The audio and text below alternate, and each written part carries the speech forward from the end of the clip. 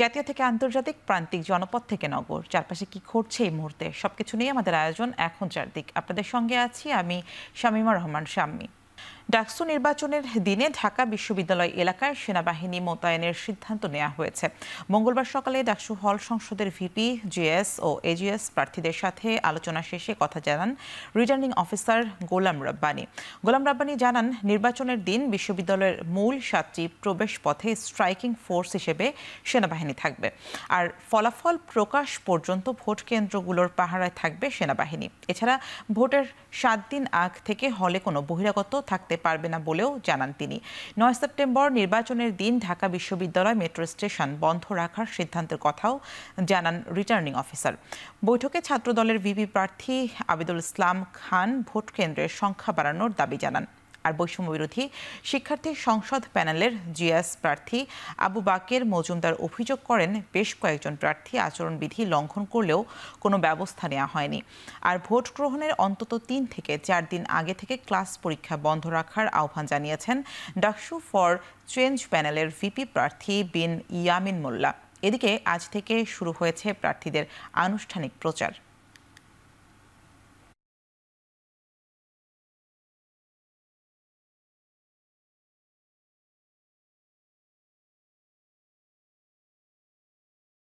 যেখানে ভোট গণনা হবে সেখানে যেন প্রত্যেক প্রার্থী তাদের একজন করে প্রতিনিধি, অন্তত একজন নমিনেটেড প্রতিনিধি সেখানে রাখতে পারে। আমরা আশঙ্কা করছি লেভেল প্লেইং ফিল্ড এবং নির্বাচনের মাঠকে নষ্ট করার একটা সমূহ সম্ভাবনা আছে এই গ্রুপগুলো। অবশ্যই নির্বাচন কমিশন এবং বিশ্ববিদ্যালয় প্রশাসন এগুলো নিয়ে ব্যবস্থা গ্রহণ করবে। আমরা আজকে এই প্রার্থীদের জায়গা থেকে আমি কিছু কথা বলেছিলাম, আমাদের প্যানেলের হয়ে কিছু কথা উত্থাপন করেছিলাম। নারীদের ভোট কেন্দ্রে যেন নারীরা খুবই নির্বিঘ্নে স্বচ্ছন্দ ভোট দিতে পারেন, তাদের কোনোভাবে মানে হেনস্থার শিকার না করা হয়, ভোগান্তির শিকার না করা, সেটা আমরা বারবার করে জানিয়ে এসেছি। সারাদিন তারা স্ট্রাইকিং ফোর্স হিসাবে কাজ করবেন, প্রয়োজন অনুযায়ী আসবেন।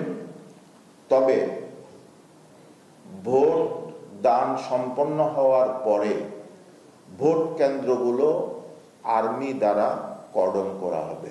হলগুলোতে কোনো পর্যায়ে কোনোভাবে বহিরাগত অবস্থান করতে পারবে না। জুলাই আগস্টের মানবতাবিরোধী অপরাধের মামলায় সাবেক প্রধানমন্ত্রী শেখ হাসিনা ও সাবেক স্বরাষ্ট্রমন্ত্রী আসাদুজ্জামান খান কামাল সহ 3 জনের বিরুদ্ধে 9ম দিনের সাক্ষ্য গ্রহণ চলছে।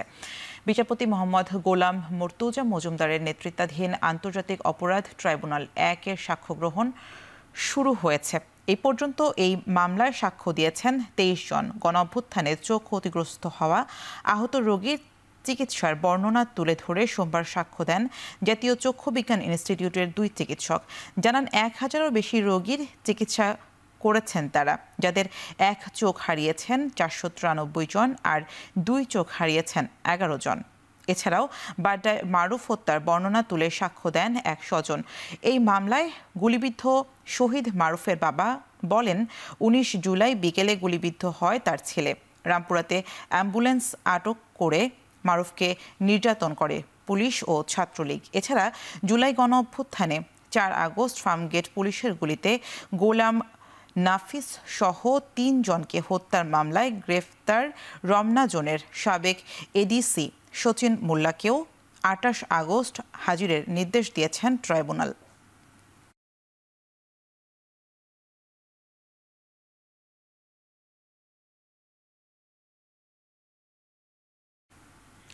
সুপ্রিম কোর্টের হাইকোর্ট বিভাগে সদ্য নিয়োগ পাওয়া 25 বিচারপতির শপথ দুপুরে সুপ্রিম কোর্ট ভবনের জাজেস লাউঞ্জে প্রধান বিচারপতি ডক্টর সৈয়দ রিফাত আহমেদ নবনিযুক্ত বিচারপতিদের শপথ বাক্য পাঠ করাবেন। রাষ্ট্রপতির আদেশক্রমে এই বিষয়ে আইন মন্ত্রণালয়ের জারি করা প্রজ্ঞাপনে বলা হয়েছে, এই প্রথমবারের মতো নিয়োগ প্রত্যাশীদের আবেদন গ্রহণ করে তাদের সাক্ষ্য গ্রহণ নিয়েছেন প্রধান বিচারপতির নেতৃত্বাধীন জুডিশিয়াল জাজেস অ্যাপয়েন্টমেন্ট কমিটি। রাষ্ট্রপতি সংবিধানের 98 অনুচ্ছেদে প্রদত্ত ক্ষমতা বলে এই 25 জন ব্যক্তিকে অনধিক 2 বছরের জন্য বাংলাদেশ সুপ্রিম কোর্টের হাইকোর্ট বিভাগে অতিরিক্ত বিচারক নিয়োগ করেছেন। এই নিয়োগ শপথ গ্রহণের তারিখ থেকে কার্যকর হবে। নিয়োগপ্রাপ্তদের মধ্যে আইন ও বিচার বিভাগের সচিব, অতিরিক্ত সচিব, যুগ্ম সচিব, সুপ্রিম কোর্টের registrar general, solicitor judicial service কমিশনের সচিব, 7 জন ডেপুটি অ্যাটর্নি জেনারেল এবং সুপ্রিম কোর্টের 9 জন আইনজীবী রয়েছেন।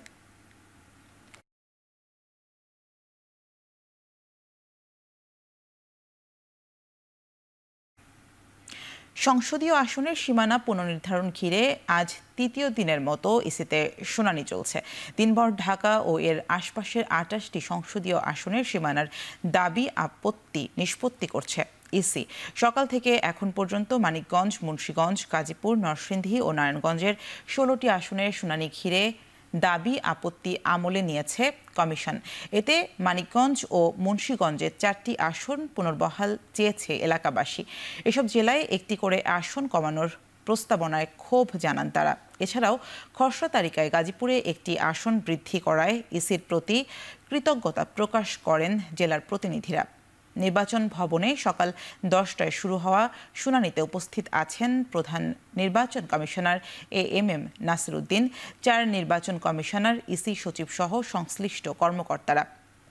এর আগে ত্রয়োদশ সংসদ নির্বাচনের জন্য 300টি আসনের মধ্যে 40টির সীমানায় পরিবর্তন আনার প্রস্তাব করে ইসি। এরপরে মুন্সিগঞ্জ 1, মুন্সিগঞ্জ 2, নরসিংদী 5, নারায়ণগঞ্জ। দখল দূষণে প্রায় হারিয়ে যাওয়া কেরানীগঞ্জের শুভেচ্ছা খাল ফের যুক্ত হতে যাচ্ছে বুড়িগঙ্গা তুরাগের সঙ্গে। খাল পুনর্খননের এই কাজের তত্ত্বাবধান করেছে সেনাবাহিনী। সকালে দক্ষিণ কেরানীগঞ্জের ঝাউবাড়ি ব্রিজ এলাকায় এর উদ্বোধন করে স্বরাষ্ট্র উপদেষ্টা বলেন, খালটি এবার গভীর করে পুনর্খনন করা হবে, ভাঙা পড়বে বেশ কিছু অবৈধ স্থাপনা। আর খাল দূষণ ও দখলের সাথে জড়িতদের বিরুদ্ধে কঠোর সামাজিক আন্দোলন গড়ে তোলার আহ্বান জানিয়েছেন পরিবেশ উপদেষ্টা। তিনি বলেন, বেশ কিছু অবৈধ স্থাপনা উচ্ছেদ করা হবে, তাই সকলের সহযোগিতা প্রয়োজন। আগামী বছরের জুন মাসের মধ্যে কাজ শেষ করার ব্যাপারে আশাবাদ ব্যক্ত করেন তিনি। স্বরাষ্ট্র উপদেষ্টা জাহাঙ্গীর আলম চৌধুরী বলেন, জলাবদ্ধতা নিরসনে খাল দূষণ ও দখলকারীদের বিরুদ্ধে কঠোর সামাজিক আন্দোলন গড়ে তুলতে হবে। পানি সম্পদ মন্ত্রণালয়ের এই প্রকল্পের মোট বাজেট 317 কোটি 59 লাখ টাকা। এই দফায় মোট খনন করা হবে 14.24 কিলোমিটার এলাকা। এই খালটা খুব গভীর করে কাটার কথা ভাবা হচ্ছে। এখান থেকে কিছুটা অবৈধ দখলও আমাদেরকে উচ্ছেদ করতে হবে। আর যেন অবৈধ দখল না হয় সেটা নিশ্চিত করতে খালের পাড়ে আমাদেরকে ঢালাই করে দিতে হচ্ছে। এই খাল পুনরুদ্ধারের প্রকল্পটা এবং কাজটা একটা দৃশ্যমান এবং দেখার মতন, মনে রাখার মতন করেই সেনাবাহিনী করবে। অসাধু ভূমিদস্যু যেন কোনো ক্রমেই খাল দখল এবং কোনো অংশ ভরাট করতে না পারে সেই বিষয়ে সংশ্লিষ্টদের সবাইকে সজাগ থাকতে হবে। খাল দূষণ এবং দখলকারীদের বিরুদ্ধে কঠোর সামাজিক আন্দোলন গড়ে তুলতে হবে। মুন্সিগঞ্জের গজারিয়ায় পুলিশের ক্যাম্পে জলদস্যুদের হামলার ঘটনায় যৌথ বাহিনী দ্রুত ব্যবস্থা নেবে বলে জানিয়েছেন স্বরাষ্ট্র উপদেষ্টা। সকালে কেরানীগঞ্জের খাল পুনর্খনন প্রকল্পের উদ্বোধনী অনুষ্ঠান শেষে গণমাধ্যমে কথা বলেন তিনি। যে ওই এলাকায় যে আমরা ক্যাম্পটা কিন্তু আমরা খুব রিসেন্টলি করে দিয়েছি এবং যারা এই কাজটা করছে তাদের ধরার জন্য একটা যৌথ বাহিনী করে দেওয়া হয়েছে। আপনারা কয়েকদিনের ভিতরে হয়তো ভালো সংবাদ পাবেন। এই যৌথ বাহিনী অভিযান চালিয়ে যারা এখানে ফায়ার করছে তাদের আমরা আইনের আওতায় নিয়ে আসি। 5 আগস্টের আগে ও পরে জেল ভেঙে পালিয়ে যাওয়া বন্দীদের মধ্যে এখনও 9 জন জঙ্গি, মৃত্যুদণ্ড ও যাবজ্জীবন সাজাপ্রাপ্ত 79 আসামি সহ 700 জনকে গ্রেপ্তার করা সম্ভব হয়নি বলে জানিয়েছেন কারা মহাপরিদর্শক সৈয়দ মোহাম্মদ মোতাহের হোসেন। কারা মহাপরিদর্শকের দায়িত্ব গ্রহণের 1 বছর পূর্তি উপলক্ষে আয়োজিত সংবাদ সম্মেলনে তিনি বলেন, কারাগারে মাদকের বিরুদ্ধে কঠোর অভিযান পরিচালনা করা হচ্ছে। এছাড়া মোবাইল ফোন ব্যবহারের অভিযোগে ডিভিশন ক্যান্সেল করার মতো ঘটনা ঘটেছে। মাদকসহ নানা অনিয়মের অভিযোগে গত 1 বছরে 34 জনকে চাকরিচ্যুত, 440 জনের বিরুদ্ধে বিভাগীয় ব্যবস্থা নিয়েছে কারা অধিদপ্তর। কারাগারের অতিরিক্ত চাপ সামাল দিতে ইতিমধ্যে 2টি কেন্দ্রীয় কারাগার ও 4টি জেলা কারাগার চালু করা হয়েছে।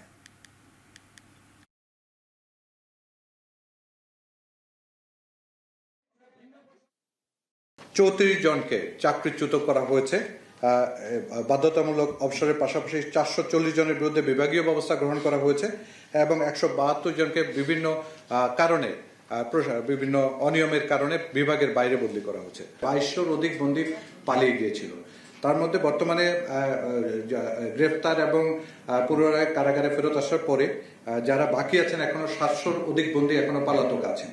তার মধ্যে আমরা যেটা বলছিলাম যে জঙ্গি অথবা মৃত্যুদণ্ডপ্রাপ্ত এরকম 69 জন বন্দী এখনো এর মধ্যে 700-র অধিকের মধ্যে যারা এখনো পলাতক আছেন। তার মধ্যে আপনাদের প্রেসাইজলি বলে জঙ্গি আছেন 9 জন, বাকি রয়েছে বিভিন্ন মৃত্যুদণ্ড এবং যাবজ্জীবন প্রাপ্ত আসামি।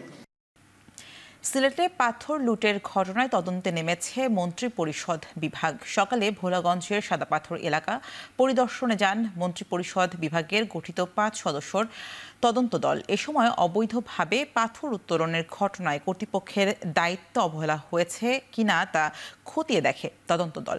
পাথর লুটপাটকারীদের খুঁজে বের করার পাশাপাশি এমন ঘটনা যাতে আর না ঘটে সেজন্য প্রয়োজনীয় সুপারিশ প্রণয়ন করে প্রতিবেদন জমা দেবে তারা। মন্ত্রিপরিষদ বিভাগের সমন্বয় ও সংস্কার শাখার সচিব জাহেদা পারভিনের নেতৃত্বের তদন্ত দলে আরও রয়েছেন সহন নিরাপত্তা বিভাগের অতিরিক্ত সচিব পদমর্যাদার একজন, পরিবেশ বন ও জলবায়ু পরিবর্তন মন্ত্রণালয়ের অতিরিক্ত সচিব পদমর্যাদার একজন, জ্বালানি ও খনিজ সম্পদ বিভাগের অতিরিক্ত সচিব পদমর্যাদার একজন এবং সিলেটের অতিরিক্ত বিভাগীয় কমিশনার। পাথর লুটের ঘটনায় গত 20 আগস্ট মন্ত্রিপরিষদ বিভাগ 5 সদস্য তদন্ত কমিটি গঠন করা হয়েছে।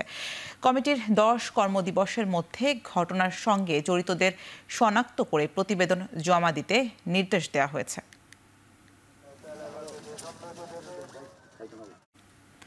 চট্টগ্রামের পটিয়ায় ভবনের সেপটিক ট্যাঙ্ক পরিষ্কার করতে গিয়ে গ্যাসের বিষক্রিয়ায় 2 নির্মাণ শ্রমিক মারা গেছেন। সকালে উপজেলার দক্ষিণ আশিয়া ডিলার আহমেদ বাড়িতে এই দুর্ঘটনা ঘটে। নিহতরা হলেন উপজেলার আশিয়া ইউনিয়নের সোলাইমান চৌধুরীর পুত্র মোহাম্মদ নাজিম এবং একই ইউনিয়নের আব্দুল আলিমের পুত্র মোহাম্মদ তারেক। তারা দুজনেই পেশায় রাজমিস্ত্রি ছিলেন বলে জানান স্থানীয়রা। ফায়ার সার্ভিস জানায় সকাল 8টার দিকে ভবনের সেপটিক ট্যাঙ্ক পরিষ্কার করতে নামেন নাজিম। দীর্ঘ সময় কোনো সাড়া না পেয়ে তার খোঁজে ট্যাঙ্কে নামেন তারেক। পরে দীর্ঘক্ষণ উঠে না আসলে স্থানীয়রা জরুরি সেবা নম্বরে ফোন করে। পরে পটিয়া ফায়ার সার্ভিসের একটি দল ঘটনাস্থলে পৌঁছে দুজনের মরদেহ উদ্ধার করে। মরদেহগুলো পটিয়া থানা পুলিশের কাছে হস্তান্তর করা হয়েছে। আওয়ামী লীগের পক্ষ নেয়া কালচারাল ফ্যাসিস্টের বিরুদ্ধে মানববন্ধন করেছে বাংলাদেশ জাতীয়তাবাদী সামাজিক সাংস্কৃতিক সংস্থা জাসাস। বিগত 15 বছরে যেসব শিল্পী ও কলাকুশলীরা সুবিধা নিয়েছে তারা এখন মায়াকান্না করছে বলে মন্তব্য করে তাদের বিচার দাবি করেন বক্তারা। জাতীয় প্রেস ক্লাবের সামনে মানববন্ধনে অংশ নেন অভিনেতা, অভিনেত্রী, কলাকুশলী, পরিচালক সহ শিল্পী ও সংস্কৃতি অঙ্গনের কর্মীরা। তারা বলেন, কর্মীরা সমাজের পথ দেখায়, অথচ হেলিকপ্টারে করে শিশুদের যখন গুলি করে হত্যা করা হয়েছে তখন কতিপয় নাট্যশিল্পী তা করেনি। শিক্ষার্থীদের ওপর গরম পানি নিক্ষেপ করতে সরকারকে আহ্বান জানিয়েছে, গুলি চালানোর উৎসাহ দিয়েছে। স্বার্থ, পদ পদবি ও অর্থের জন্য স্বৈরাচার আওয়ামী লীগ সরকারকে সমর্থন দিয়েছে বলেও অভিযোগ করেন তারা। তাদের বয়কট করার আহ্বান জানান মানববন্ধনে অংশ নেওয়া বক্তারা। অন্যদিকে বিএনপি আমলে দেশের জন্য গান গেয়ে দোষী হতে হয়েছে বলেও দাবি করেন তারা। তাদের বিচার হবে না, এই দেশে হতে হবে। কি অন্যায় করেছিলেন খালেদা জিয়া? এই দল সেদিন খালেদা জিয়ার বাড়ির পানির লাইন কাটার জন্য, গ্যাস লাইন কাটার জন্য, তার বাড়িতে যেন খাদ্য প্রবেশ না করে এই জন্য গুলশানে মানববন্ধন করেছিল। যাদের ছবি আমরা পিছনে দেখছি তাদের অনেকেই সেই মানববন্ধনে উপস্থিত ছিল। আপনাদের লজ্জা হওয়া উচিত। আপনারা তো শিল্পী, সমাজের প্রতিনিধিত্ব করেন, সমাজকে পথ দেখান। আপনারা এই কাজ করেন কিভাবে? আপনাদের লজ্জা হয় না? যে মুক্ত ছেলেটি পানির জন্য দৌড়াচ্ছিল তার হাতে ছিল না কোনো অস্ত্র।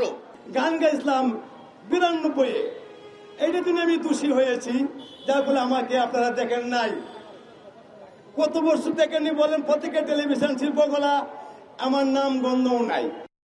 শক্তিশালী টাইফুন কাজিকির আঘাতে ভিয়েতনামে মৃত্যু হয়েছে আরও ৩ জনের, আহত হয়েছেন কমপক্ষে 10 জন। সোমবার সন্ধ্যার দিকে ঘন্টায় প্রায় 150 কিলোমিটার গতিতে ভিয়েতনাম উপকূলে আঘাত হানে টাইফুন কাজিকি। এতে ক্ষতি হয়েছে প্রায় 7,000-এর বেশি ঘরবাড়ি, তলিয়ে গেছে প্রায় 28,000 হেক্টর ফসলি জমি, ক্ষতি হয়েছে 18,000-এর বেশি গাছপালা, উপড়ে গেছে 331টি বৈদ্যুতিক তারের খুঁটি। চলতি বছরের মধ্যে সবচেয়ে ভয়াবহ ঘূর্ণিঝড় বলে ধারণা করা হচ্ছে এটিকে।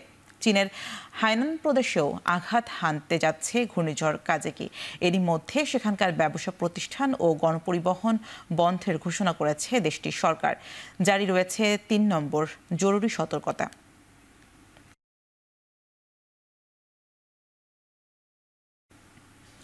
অস্ট্রেলিয়ার সিডনি ও মেলবোর্নে ইহুদি বিরোধী হামলার ইরানে সরাসরি সম্পৃক্ততা থাকার অভিযোগে তেহরানের সঙ্গে কূটনৈতিক সম্পর্ক ছিন্নের ঘোষণা দিয়েছেন প্রধানমন্ত্রী অ্যান্টনি আলবানিজ। বিষয়টি নিশ্চিত করেছে আল জাজিরা। এরই মধ্যে অস্ট্রেলিয়া থেকে তেহরানের রাষ্ট্রদূতকে বহিষ্কারের ঘোষণা দেন তিনি। পাশাপাশি ইরান থেকেও কূটনৈতিকদের ফিরিয়ে আনার কথা জানান। মঙ্গলবার সাংবাদিকদের সঙ্গে কথা বলার সময় একথা জানান আলবানিজ। ইরানের এই ধরনের কর্মকাণ্ড দেশটিতে সামাজিক সংহতি ও বিভেদের বীজ বপন করেছে বলে অভিযোগ তার। তাই ইরানের বিরুদ্ধে কঠিন এই পদক্ষেপ নেওয়া হয়েছে। সেপ্টেম্বরের 2 ম্যাচকে সামনে রেখে 23 সদস্যের দল ঘোষণা করেছে ব্রাজিল কোচ কার্লো আলচেলত্তি। ঘোষিত দলে জায়গা পাননি ভিনিসিয়াস জুনিয়র, নেইমার কিংবা রদ্রিগোরা। চিলি এবং বলিভিয়ার বিপক্ষে এই 2 ম্যাচের জন্য ব্রাজিল স্কোয়াডে নতুন মুখদেরই প্রাধান্য দিয়েছে কোচ আলচেলত্তি।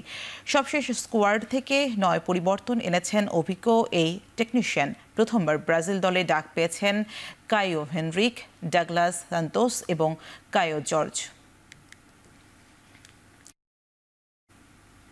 শেষ করছি এখন চারদিকের আয়োজন। এখন টেলিভিশন ওয়েবসাইটে দেখতে ভিজিট করুন www.ekhon.tv, ফেসবুকে দেখতে ভিজিট করুন facebook.com/tv.ekhon এবং ইউটিউবে দেখতে ভিজিট করুন youtube.com/c/ekhon tv।